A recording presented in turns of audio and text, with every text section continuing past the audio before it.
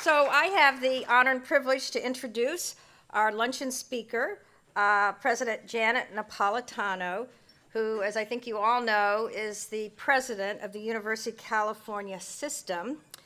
And I've had the pleasure and opportunity to know Governor Napolitano when she was the governor of Arizona, and will just share that she led, when she was chair of the National Governors Association, one of the most important regional state-led initiatives for the country called Innovate America.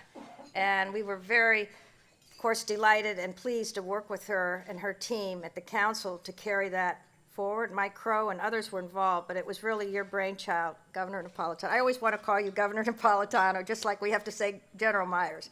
But on a serious note, it was very much a groundbreaking initiative. And then, of course, Governor Napolitano went on to be the Secretary of the Department of Homeland Security and did a superb job in that leadership role as well. So as president of the University of California, Janet Napolitano leads a system with 10 campuses, 5 medical centers, 3 affiliated national laboratories, and a statewide Department of Agriculture and Natural Resources. The UC system has more than 238,000 students, over 220,000 faculty and staff, a $34.5 billion operating budget, and more than 2 million living alumni. And if ever there was a system driving innovation and growth and the transformation of our economy in the world, it's really been the UC system. So, Governor Napolitano, President Napolitano, we look forward to your remarks.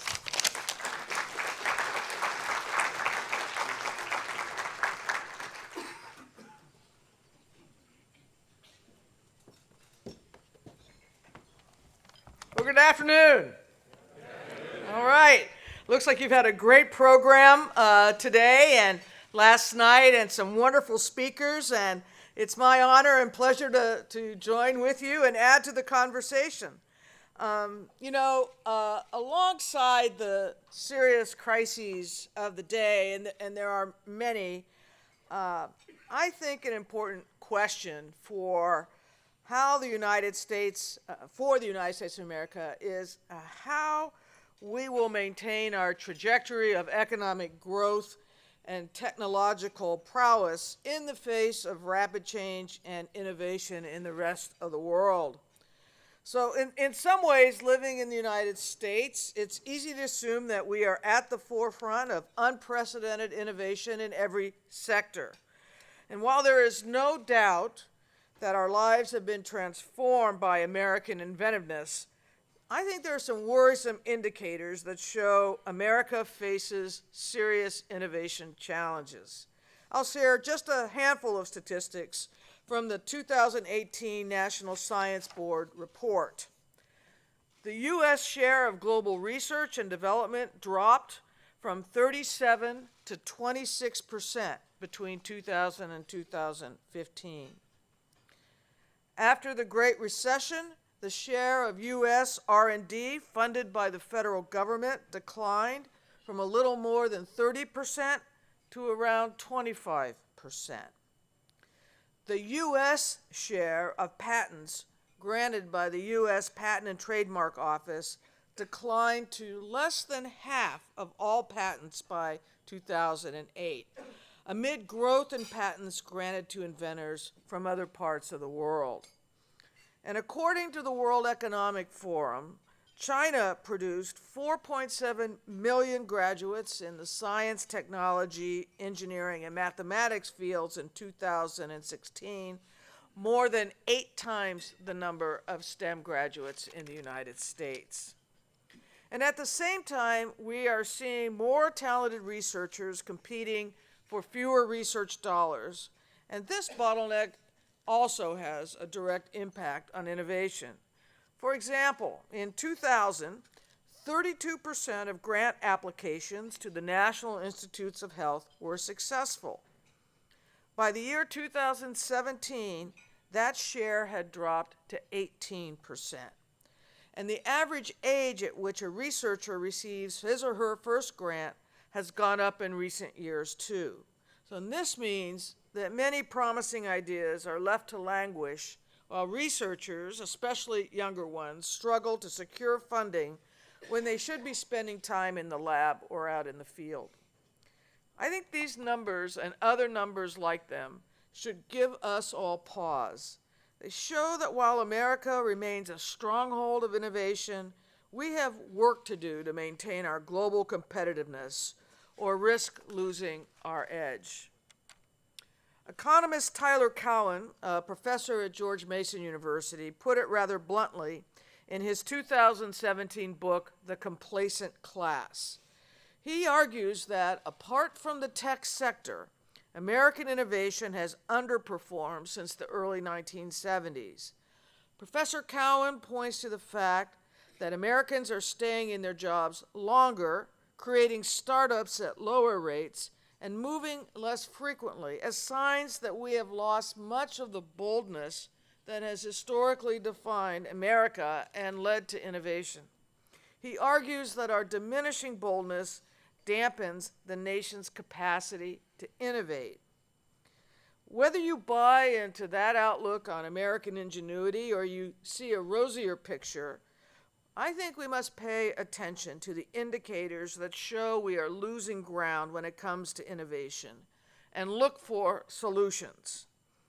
Now, thankfully, there is a tried and true element that historically has led America to innovation and boosted our capacity to compete. Basic and applied research undertaken at America's public research university campuses. The search for knowledge and the drive to create solutions requires ambition and the courage to take intellectual risks, defy existing paradigms, and set out into the wilderness of the unknown. And they require us to acknowledge with humility what we don't know and be open to working together across sectors and across borders to find answers. All of this is happening at American public research universities. From the birth of the internet to the origins of biotechnology to countless medical breakthroughs, our research universities and the national labs they manage have served as fertile grounds for creative ideas and groundbreaking technology. As president of the university, I have the privilege to witness firsthand how our universities power innovation, locally and globally. The University of California generates an average of 5 inventions per day and holds more patents than any other university in the country. Last year alone, UC Research sparked 96 new startups, about 8 companies every month. UC Research has led to innovation in a variety of fields, whether it's recyclable clothes made of engineered spider silk, or 3D printers that create biological tissue, or next-gen exoskeletons that help the paralyzed to walk. And this innovation is firmly rooted in UC's research enterprise. And this research is fueled by a strong investment from the federal government. Federal funds are UC's single most important source of support for research, accounting for almost $3 billion, about half of our overall research funding. And while federal funding is the largest single source of research support, UC also relies on corporations, nonprofit organizations, and other private sponsors to support its research. In other words, if we're determined to feed American innovation and grow our ability to compete, there is no better tactic than investing in the infrastructure of ideas at our public research universities. Our institutions of public higher education represent the lodestar in the universe of American inventiveness. They're home to brilliant minds determined to make headway in addressing our greatest global challenges. They foster creativity and value experimentation. They allow space for failure. And that's an important thing, to have space for failure. And I think the creation of that kind of space is one of the factors that distinguishes university-based research from, say, private company-based research. But space for failure recognizes that we don't always know when, where, or how the next breakthrough will emerge. And public universities educate the next generation of scholars and innovators. After all, 70% of freshmen entering four-year colleges in the United States attend public institutions. So today I'd like to share with you a few examples to demonstrate how the institution I lead, the University of California, has created the conditions for innovation to thrive. At UC, we combine academic expertise with a willingness to approach old problems with new perspectives, a culture that encourages collaboration, and a knack for attracting and leveraging federal and private research funding.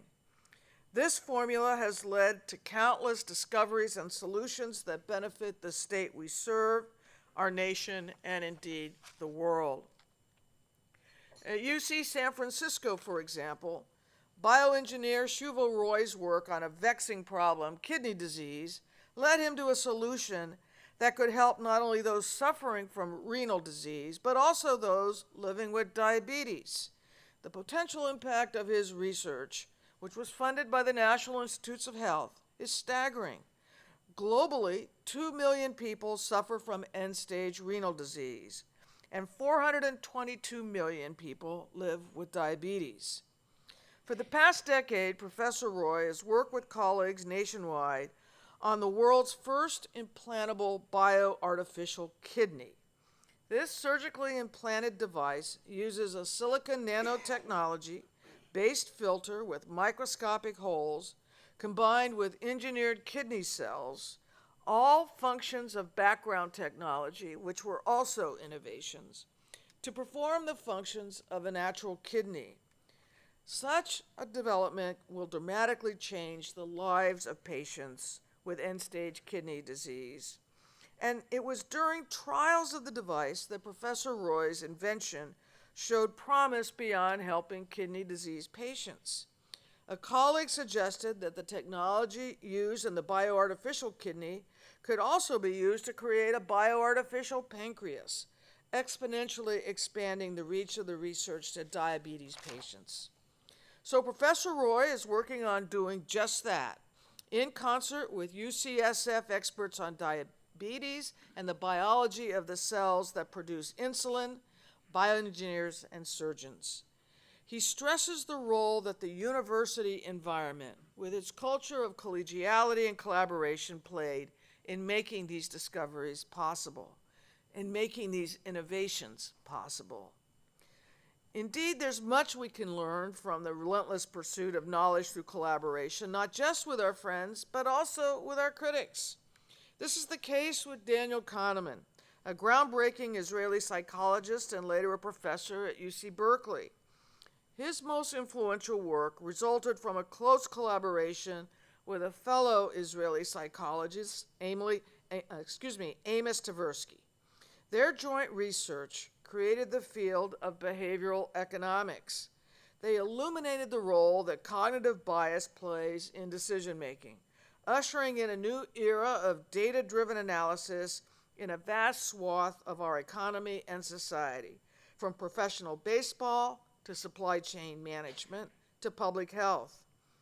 Kahneman would go on to win the Nobel Prize in Economics as a psychologist in 2002.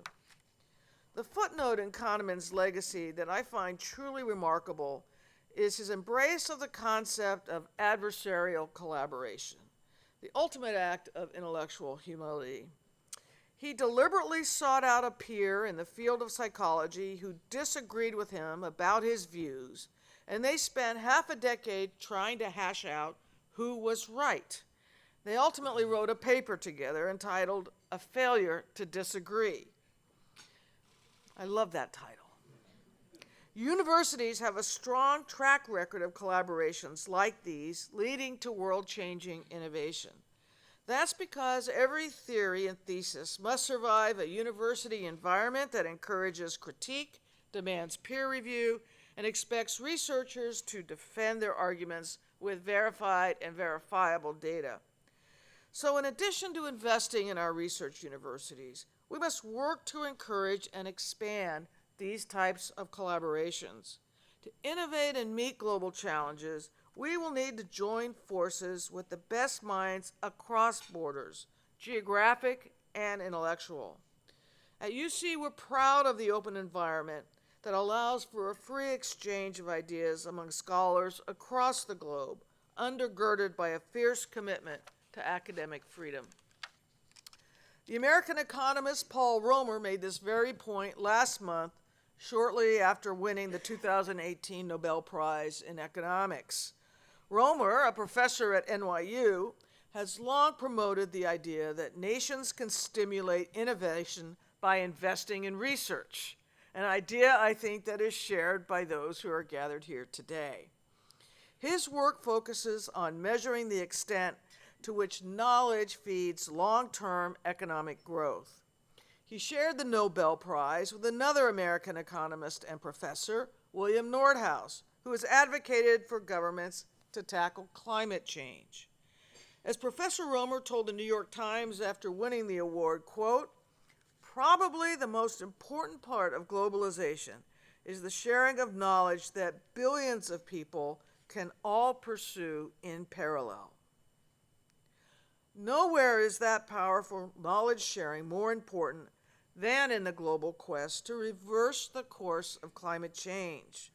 Beyond the clear environmental and social repercussions, climate change has a steep economic cost.